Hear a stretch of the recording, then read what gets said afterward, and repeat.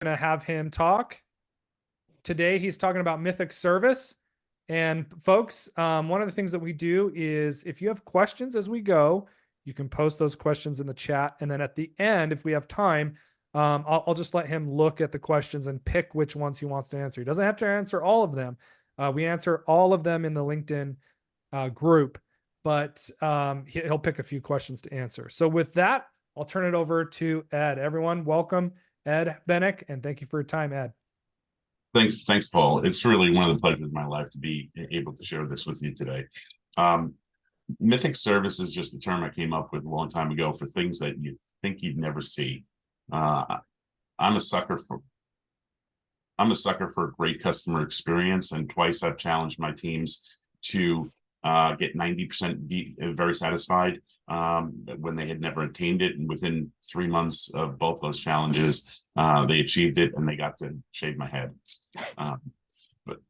So one of the things is not very many people ever join customer service to change people's lives fundamentally. And I'm going to share with you some stories today that the likes of which I don't think many of us have seen, and I've gotten to see all of them firsthand. So one of the things is we don't want to have any boundaries, and that's what you'll see here today. It's about empowerment. So when I was at Microsoft, we came up with the concept of a tuna fish sandwich for culture of accountability. And this was so that people wouldn't see boundaries. So we said, if somebody calls and asks for a tuna fish sandwich, you don't say this is the wrong number, we're not a restaurant, you find somebody who can deliver it. And my ex-mother-in-law used to test it about 10 times a quarter with about 90% success rate. You know, we're going to talk about Zappos today, and they're like LL Bean and Nordstrom. They'll take any, they'll take any returns regardless of condition or time.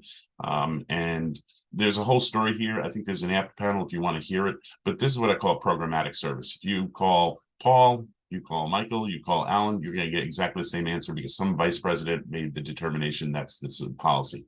That's not what we're talking about here, and you'll see. So Saddam Hussein was captured in 2003. 2000, jump ahead to 2005, I'm at monster.com, and Joe, the New York Post ran a human interest story on one of the captors of Saddam Hussein. And it said he had gotten out of the army in 2004, but he had been on welfare and food stamps since then. And he had a wife and 2 daughters, couldn't provide for them. And one of my agents said, check out the story. And he said, do you mind if I take a look if he's in our database? He did. He came in, he said, Jose may be a great soldier, but he's never getting a job. So Joe took it upon himself to actually contact Jose, write his cover letter and resume for him.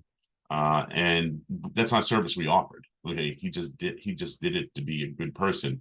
3 weeks later, I asked, hey, did you hear anything from Jose? He said he got 3 job offers and he signed up for the New York City Police Department test. Again, Joe didn't have to do that. Joe didn't think he was going to fundamentally change someone's life or family's life, but he did. By the way, there are several other stories, and if there's an after panel, I'm happy to go through those. 2005, September, Hurricane Katrina hits New Orleans, and obviously we're all familiar with the devastation. Katie Toby, one of my reps, is about to go home. It's 10 to 9. We're closing at 9 o'clock, and she gets a call from a guy in New Orleans who said he's living out of his car with his wife and son. And they've lost everything. They've lost their business. They've lost their house. And he was at the library. He found a job posting for a finance position. He said but it closes at midnight tonight, the posting, and they're closing the library in like 10 minutes. And he doesn't have a resume, obviously. So he has to extend the posting, but that wasn't our prerogative. We can't. That's at the our client's discretion. What she did was she stayed past closing and sat there and transcribed his resume and posted it for him. Didn't know anything about this. About 3 weeks later, our CEO calls me in and shows me an email from this man who got the job because he was insisting he was the perfect person. He got the job, moved the family to Memphis, and now they've had a new beginning. Again, she could have said, I'm sorry, I'm off for the evening. Could have done 100 other things, but she didn't. When I was working at Acronis, it's a Russian company. I was over in Moscow, 2:30 in the morning on Saturday, and I run into Baga, one of the engineers. I said, "Are you going home?" He said, "Yeah, I have one more call." Okay, I spend the weekend in Moscow. I get in early, like Monday afternoon, and I said, Baga was there. I said, "You're in early." He said, "I never left." He said, "My last call was a SQL server down, and they're running war rooms every hour on the hour until they could find out what the root cause is." He said, "I knew it wasn't us, but I didn't want to leave them in the lurch, and just in case it was. It wasn't us. It was a BIOS issue." But he stayed, and he between the war rooms, which were every hour on the hour, he just grabbed some sleep on the sofa. He didn't do that. He could have gotten out of that so easily, but he wanted to be there for the client.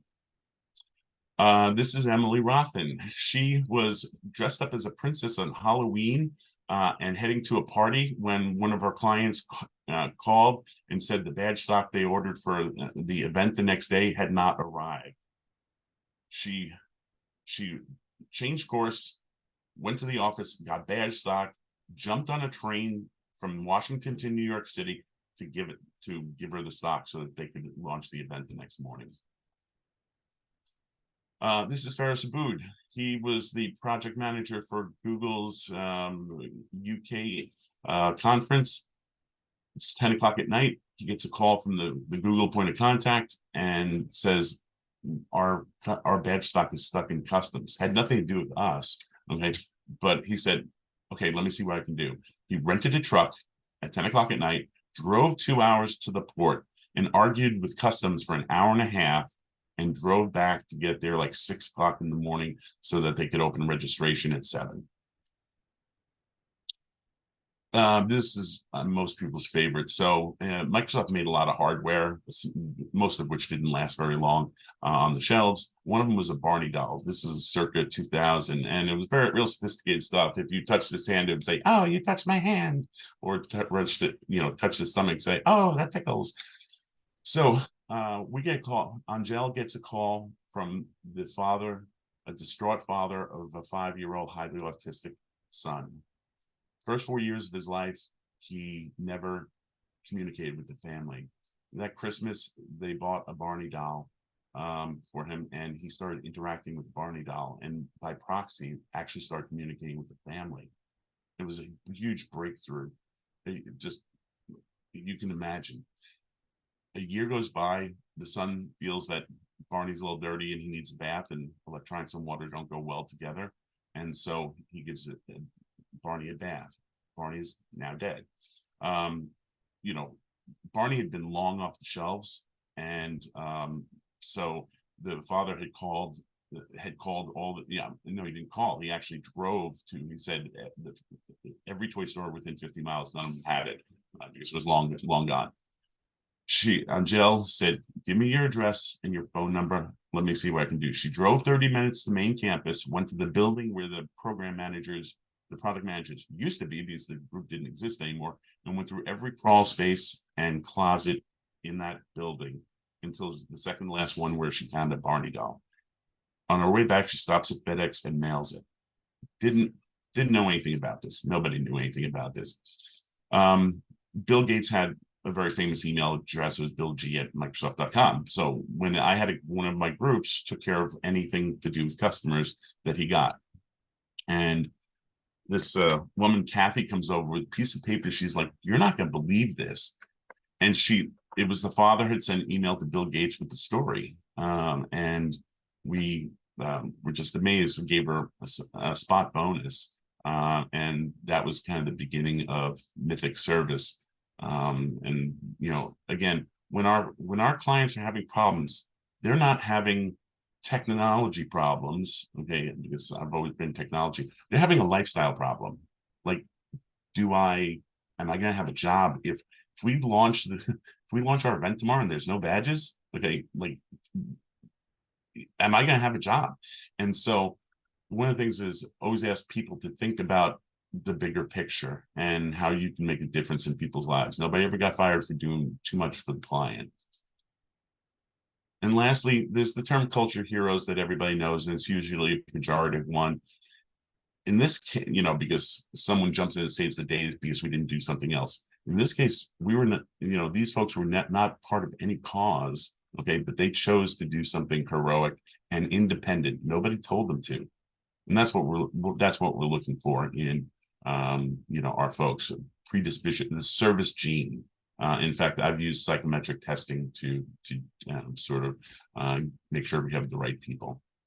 Again, there are many more stories. I went very quickly, but I wanted to abide by the time frame, and I'll be available afterwards. Thank you very much. Wow, I didn't realize all those stories, and they not only come from names that we know, but they also come across the organizations that you have. So thank you so much for that, Ed. Let's give Ed some finger love here, some claps. This is a clap in sign language. Thank you very much for that. Folks, if you have questions, post those in the chat. We'd like to take a couple minutes to kind of talk through that. One of the questions that I had for you, Ed, is I think in the last 6 years, we have seen this really big focus on, I think about the customer experience or the customer, oh shoot, I've got it over here. What is that key book? Customer experience book. It basically talks about how the clients that are not being successful with your product are the ones that are churning. And so I think in the last 5-6 years, we've been really focused in on making sure that our clients are successful with the product, making sure that time to resolution is low. So very, very data driven, very, very operational. But you've served in so many different huge, large brands. And so how do you balance between those two things, managing cases, time to, all that stuff that's over here, and then at the same time, creating this culture of Mythic service? The key is getting to self-sufficiency. That if you're in customer success, that's got to be your focus, because and the lever is going to be training and or certification. And so one of the things I looked at the data when I was at CVent, and 95% of the companies that had one person or more certified had never churned in their lifetime. So you're driving stickiness, okay? Because you've got a SME, you've got an advocate, and you've got somebody who has no interest in switching to a different solution because that's their value add. They're the SME. That's, we switch to, NetSuite. I'm back. I have no value add. I'm the same as everybody else who knows that. So that's myopic focus on training. Okay. And really just there are ways to do that I've seen that have worked. And the sooner you can get them trained earlier in the process, okay, the better it is. We used to give away certifications. Hey, we're going to give you 5 certifications, but they are only good for the first 90 days. You got to take them the first 90 days because I have no interest in them taking it 2 years from now. Okay. Mm-hmm. So as soon as they become the experts, okay, you're going to keep that client. Lovely. Awesome. So you're basically saying, establish good operations to begin with. And then once you've got that set up, now you can start to have some fun, right? Right. And the self-sufficiency is going to lower your case volume. You're not going to get a lot of how-tos. You're going to get genuine issues that no knowledge is going to be able to fix. Yeah. Lovely. Okay. So let's see here. Over here in the chat, we've got Alan. He's saying setting up this type of culture has to likely start at the top. How do you gain and get the buy-in of executive leaders to move towards this type of culture? So a lot of people aren't going to have, a leader like you or a culture, maybe like where you've come from. Perhaps you've built that culture yourself in an organization. What advice would you give to those out there working with C-level leadership to try to get them on board with Mythic? Yeah, I've been in these roles for 25 years, and all of them, even at Microsoft, started the same, which is there was no documentation, no metrics, there was no focus on that. The first thing is get the data, and that particularly includes your customer satisfaction. and measure everything that's delivery. Okay. And create a culture where people live and die with their CSAT. And it's and set up a robust process. So for instance, we had an appeals process. We wanted everyone to feel that they own that survey and not, well, they're talking about the product. So we set up an appeals process where the agent, we would reassign it, and there was a whole process and workflow.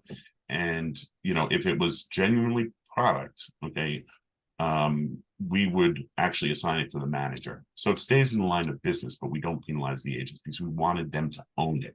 Okay. Because if most call centers you go into, you know, hey, what percentage of your dissatisfaction is driven by a product? Oh, like 90%. It's not true.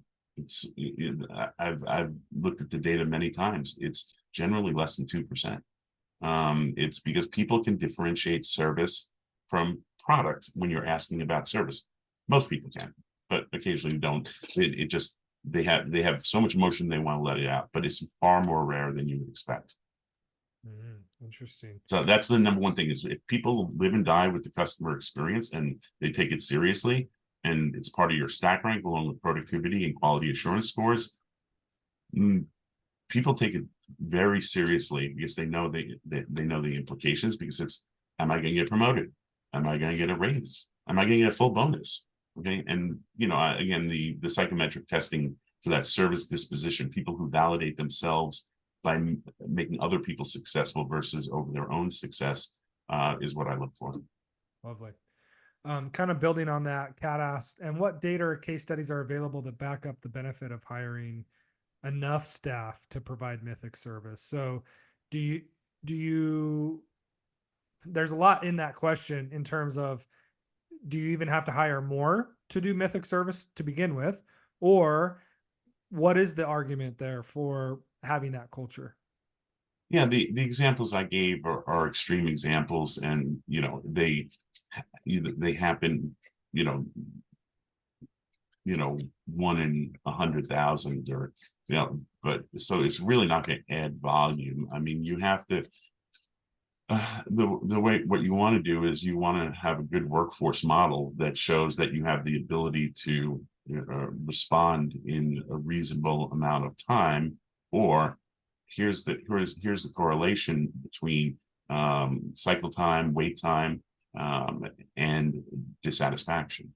So it's like how you pick out a service level. When it stops being, when it's no longer a hygiene factor, but a dissatisfier, that's how you know where to set your service level. Okay. And we're going to close with this question here. This one kind of goes to what you've been chatting a little bit about. Tony asks, what are the recurring qualities observed in your team members who consistently exceed expectations? And then subsequently below that, there's a conversation about employee burnout. So how does Mythic Service help combat that employee burnout?